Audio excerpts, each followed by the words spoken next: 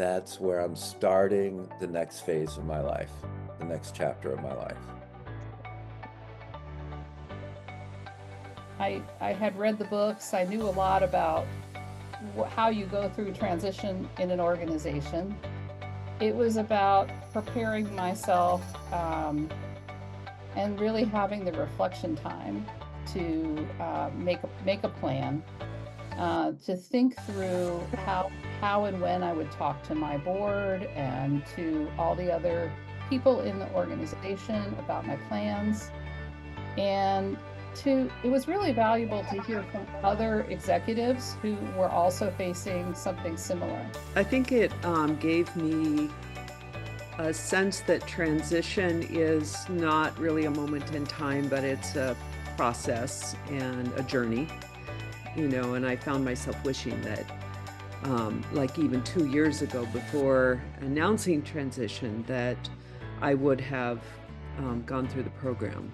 Number one thing when I think about participating in thresholds is to find out that my thoughts are not unique, that many people are contemplating retirement, what it would look like. They share their concerns. And it's funny, not a lot of the concerns were financial, at least in the group. I mean, I'm sure there are, but that's not what bubbled to the surface. It was more concerns about what will my organization do without me? What do I do with my time? And I already had answered those questions, and I was able to share some of that. I felt that if the organization fell apart when I left, then I hadn't done a very good job in my prior 25 years. I think a key, and this program affirmed that thought, that they'll be okay, and gave me some confidence that I was making the right move. The highlight was being with a cohort of fellow executive directors who were in a similar situation, contemplating leaving their roles, knowing how difficult it can be to leave a role that is so meaningful to you. Sharing their stories, sharing my own story, learning from them, and then continuing after leaving my role to sort of watch them and continue to learn from them to see how that they've managed their transitions.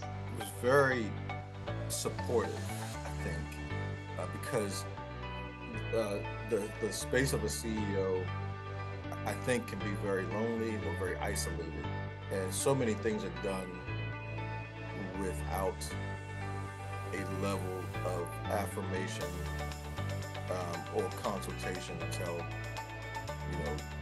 it's done, and then people give you feedback or some things like that. And so to be in a room with other executives who have had things happen in their career and their time as an executive, whether it was conflict with board members or opportunities for support staff, and how to position yourself relative to either those two